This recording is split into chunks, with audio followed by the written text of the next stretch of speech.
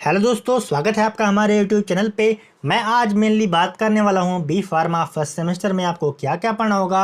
अगर आप ये वीडियो देख रहे हैं तो आई एम श्योर आपने बी फार्मा में एडमिशन ले लिया है या बी फार्मा में एडमिशन लेने की सोच रहे हैं, तो आप बिल्कुल सही जगह पे आए हैं। दोस्तों, मैं आपको बता दूँ कि पीसीआई की न्यू सिलेबस आई थी 2017 में, तब से ही वही सेम सिलेबस चल रहा है ऑल ओवर इंडिया में। दोस्तों, एग्जाम्पल के तौर पे एक बच्चा जो है यो यूपी के किसी कॉलेज में एडमिशन लेता है और एक बच्चा जो है महाराष्ट्र के किसी कॉलेज में एडमिशन लेता है, तो दोनों लोग को एक ही सिलेबस पढ़ाया जाएगा। इसमें कोई बदलाव नहीं है जब से ही 2017 से नया सिलेबस आया है। और दोस्तों, आपको बताने वाला हूँ कि आपको कितने मार्क्स लाने होंगे तब जाके आप पास हो पाएंगे, तो आखिरी तक जरूर देखिए ये वीडियो। तो चलिए शुरू करते हैं अपने वीडियो को। दोस्तों, अगर मैं बात करूं सिलेबस की, तो आपको फर्स्ट सेमेस्टर में आपको टोटल 6 सब्जेक्ट पढ़ने होंगे। पहला सब्जेक्ट है दोस्तों human anatomy and physiology first, दूसरा है फार्मास्यूटिक्स, तीसरा है फार्मास्यूटिकल एनालिसिस, चौथा है दोस्तों फार्मास्यूटिकल इनऑर्गेनिक केमिस्ट्री, पांचवा है कम्युनिकेशन स्किल्स और छठवा है रेमेडियल मैथ्स या रेमेडियल बायोलॉजी। आपको मैं बताऊंगा कि किसको रेमेडियल मैथ्स पढ़ना है और रेमेडियल बायोलॉजी किसको पढ़ना है। तो चलिए देख लेते हैं कि एक सब्जेक्ट उसमें आपको क्या क्या सिलेबस पढ़ना है, क्या क्या कंटेंट है। तो पहला सब्जेक्ट है हमारा दोस्तों ह्यूमन एनाटॉमी एंड फिजियोलॉजी। दोस्तों, यह बहुत ही इजी सब्जेक्ट है। जिसने 12th पीसीबी से की है उसके लिए तो बहुत ही इजी है। दोस्तों, इसमें पूरा आपको ह्यूमन के जो बॉडी होता है उसके बारे में ही स्टडी करनी है। जैसे मान लीजिए सेल हो गया, टिश्यू हो गया, ऑर्गन हो गया या कोई सा भी बॉडी पार्ट्स है उसके बारे में आपको पढ़ाया जाएगा। इसमें एग्जाम्पल के तौर पे structure of cell, function of cell, tissue, organ, bones, name, joints, body fluids, PNS यानी कि peripheral nervous system, cardiovascular system. Anatomy तो आप समझ रहे होंगे कि आपको स्ट्रक्चर वगैरह पढ़ना होगा। फिजियोलॉजी का मतलब मैं बता देता हूँ कि फिजियोलॉजी का मतलब होता है उसका फंक्शन क्या होता है। जैसे एग्जांपल के तौर पे कोई सेल है तो सेल का आपको स्ट्रक्चर बनना पड़ेगा, फिर आपको उसका फंक्शन लिखना पड़ेगा। तो स्ट्रक्चर जो आप बनाएंगे वो तो हो गया आपका एनाटॉमी, लेकिन जो आप फंक्शन उसका लिखेंगे वो हो गया फिजियोलॉजी। तो दोस्तों, देखा आपने कितना ही आसान है यह सब्जेक्ट। अब हम बात करेंगे अपने दूसरे सब्जेक्ट के बारे में। दूसरा सब्जेक्ट आपको क्या पढ़ना होगा बी फार्मा फर्स्ट सेमेस्टर में। दूसरा सब्जेक्ट है दोस्तों फार्मास्यूटिक्स। दोस्तों, फार्मास्यूटिक्स बहुत ही इंटरेस्टिंग सब्जेक्ट है। दोस्तों, यह आपके लिए न्यू भी है, तो मैं आपको बता दूं कि आपको पढ़ना क्या है। इसमें आपको पूरा प्रिपरेशन पढ़ना होगा। जो सिरप है, क्रीम है, कैलामाइन लोशन है, सपोस्टरी, पेसरी, ये आपको पढ़ाया जाएगा। उसका प्रिपरेशन, उसकी मैन्युफैक्चरिंग कैसी होती है वो आपको पढ़ाया जाएगा दोस्तों। और इसमें डोज कैलकुलेशन पढ़ाया जाएगा। मान लीजिए एक 2 साल का बच्चा है और एक 20 साल का लड़का है, तो उसे डिफरेंट जो होता है वो डोज दिया जाता है। जैसे मान लीजिए पैरासीटामॉल है तो पैरासीटामॉल कम डोज हम देंगे, एक बच्चा जो है 2 साल का उसे कम डोज देंगे, और जो 20 साल का लड़का है उसे हाई डोज देंगे। तो यह पढ़ाया जाएगा कि डिफरेंट डोज कैसे हम कैलकुलेट करते हैं। और फिर डिफरेंट डोजेज फॉर्म, जैसे solid, liquid, semi solid, parenteral. Solid में आता है दोस्तों अपना टैबलेट, कैप्सूल। अगर लिक्विड की बात करूं तो इसमें आता है दोस्तों इमल्सन, सस्पेंशन और आपका सिरप्स, ये सब आता है। और सेमी सॉलिड की अगर मैं बात करूं तो दोस्तों यहाँ पे आता है आपका ऑइंटमेंट, क्रीम, ये सब सेमी सॉलिड में आता है। और पैरेंटरल वो होता है दोस्तों जो इंजेक्शन जो डायरेक्टली हमको सिस्टमिक सर्कुलेशन में लगाया जाता है, उसे पैरेंटरल डोजेज फॉर्म बोलते हैं। इसके अलावा आपको लेबलिंग, प्रिस्क्रिप्शन, ये सारी जो बातें हैं वो पढ़ाई जाएगी। और जब आपका लैब होगा तो उसमें ये सारी चीज़ आपको बनानी होगी। तो अब हम बात करेंगे अपने तीसरे सब्जेक्ट के बारे में। तीसरा सब्जेक्ट है दोस्तों फार्मास्यूटिकल एनालिसिस। दोस्तों, फार्मास्यूटिकल एनालिसिस बहुत ही इंपॉर्टेंट सब्जेक्ट है और इसको बिल्कुल भी लाइटली नहीं लेना है। जो 90% बच्चे जो बैक लगता है जिनका, वो फार्मास्यूटिकल एनालिसिस में ही लगता है। तो ये थोड़ा सा टफ होने वाला है, इसको ध्यान दीजिएगा। इसमें दोस्तों मेनली हम एनालिसिस करते हैं, यानी एनालाइज करते हैं। कोई सा भी केमिकल कंपाउंड है या ड्रग है उसको हम एनालाइज करेंगे। नाम में ही एनालिसिस है। एनालिसिस का मतलब होता है एग्जामाइन करना, यानी कि उसको जांच पड़ताल करना। Pharmaceutical analysis deals with determination of purity, safety and quality of drugs and chemicals, यानी कि प्योरिटी की जांच करेंगे, सेफ्टी की जांच करेंगे और क्वालिटी की जांच करेंगे। दोस्तों, एनालिसिस 2 प्रकार का होता है, क्वालिटेटिव और क्वांटिटेटिव। क्वालिटेटिव यानी कि आपको आइडेंटिफाई करना होगा कौन सा ड्रग है, कौन सा केमिकल है टाइट्रेशन के द्वारा। और दूसरा है क्वांटिटेटिव, एस्टिमेशन करना होगा कि कितना क्वांटिटी कोई सा भी ड्रग या केमिकल प्रेजेंट है किसी कंपाउंड में।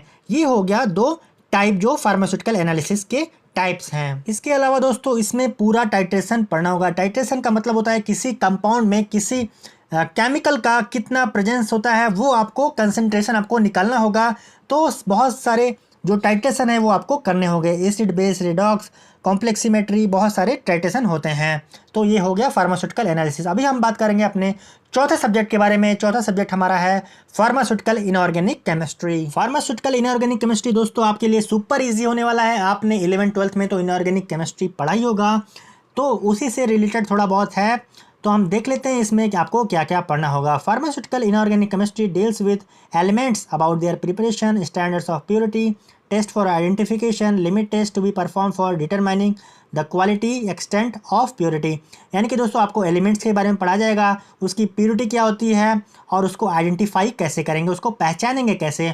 और इसमें लिमिट टेस्ट पढ़ा जाएगा दोस्तों, बहुत सारे लिमिट टेस्ट होते हैं, क्लोराइड का होता है, आयरन का होता है, ये सारे आपको डिटेल्स में पढ़ाया जाएगा।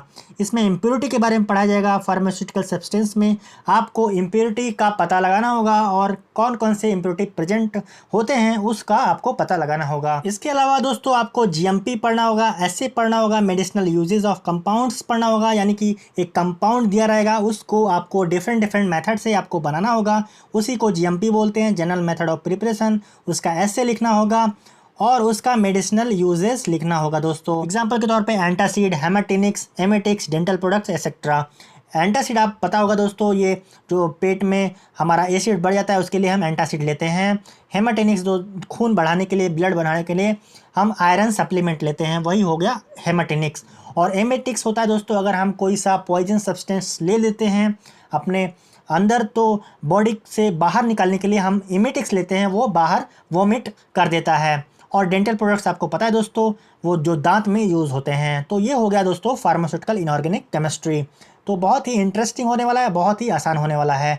पांचवा सब्जेक्ट मैं बात करूंगा दोस्तों यहाँ पे कम्युनिकेशन स्किल। दोस्तों कम्युनिकेशन स्किल्स का मतलब आपको पता होगा, मोस्ट ऑफ दी स्टूडेंट्स जो होते हैं उनको पता होता है कम्युनिकेशन स्किल क्या होता है, या टोटली रिलेटेड होता है इंग्लिश से, और आप बेटर वे में कैसे कम्युनिकेट कर सकते हैं एक पर्सन से। तो यह सब आपको पढ़ाया जाएगा दोस्तों। इसमें ग्रुप डिस्कशन कराया जाएगा, इसमें डिबेट्स कराया जाएगा, आपको टॉपिक दिया जाएगा, उसके बाद आपको प्रिपरेशन के लिए टाइम दिया जाएगा 2-3 दिन, और उसके बाद आपका डिस्कशन होगा क्लास में अपने दोस्तों के साथ, प्लस डिबेट्स होंगे।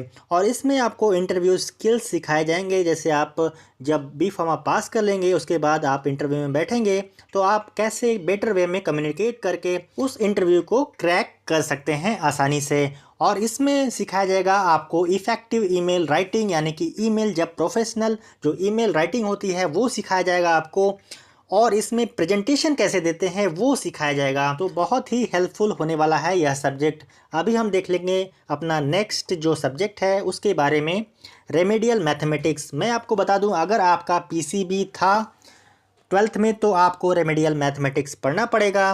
तो रेमेडियल मैथमेटिक्स में आपको basic maths, partial fraction, matrix वगैरह पढ़ाया जाएगा। बहुत ही आसान होगा, कोई टेंशन लेने की ज़रूरत नहीं है। और रेमेडियल बायोलॉजी उन लोगों को पढ़ाया जाएगा जिन्होंने पीसीबी नहीं लिया था, पीसीएम लिया था। और जिसका पीसीएमबी था, यानी फिजिक्स, केमिस्ट्री, मैथ और बायो चारों सब्जेक्ट थे, तो उन्हें ना रेमेडियल बायोलॉजी पढ़ना होगा ना ही रेमेडियल मैथमेटिक्स पढ़ना होगा। दोस्तों मैं अब बात करूंगा पासिंग मार्क्स की, कि बी फार्मा में आप कितने मार्क्स लाएंगे तो आप पास हो जाएंगे। तो मैं यहाँ पे अगर मैं बात करूँ थ्योरी सब्जेक्ट की, तो थ्योरी में आपको 50% मार्क्स लाना होगा, लेकिन उसमें भी कंडीशन है। और प्रैक्टिकल में भी 50% मार्क्स लाने होंगे।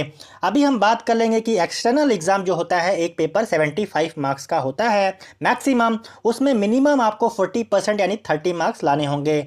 और इंटरनल जो होता है 25 मैक्सिमम मार्क्स होता है, उसमें कोई बाउंडेशन नहीं है कि आपको इतना परसेंटेज लाना है। लेकिन इंटरनल और एक्सटर्नल दोनों मार्क्स मिला के आपको 50 मार्क्स लाने ही होंगे, 50% मार्क्स लाने ही होंगे थ्योरी में। और यही अप्लाई होता है प्रैक्टिकल में, उसमें भी 50% मार्क्स लाने होंगे इंटरनल और एक्सटर्नल मिला के। लेकिन प्रैक्टिकल में वह कंडीशन नहीं है कि आपको 40% मार्क्स लाना अनिवार्य है एक्सटर्नल में। तो बस दोस्तों आज के इस वीडियो में इतना ही। अगर आपके मन में कुछ भी कन्फ्यूज़न है, कुछ भी डाउट है, मुझे कमेंट करके बताइए। मैं पूरी कोशिश करूँगा आपके क्वेश्चंस के आंसर देने के लिए। और इस वीडियो को लाइक कर दीजिए और अपने दोस्तों से शेयर करिए। और चैनल पर नए हो तो सब्सक्राइब जरूर कर दें। इस चैनल के माध्यम से आपको बहुत सारा लाभ होने वाला है। बहुत बहुत धन्यवाद।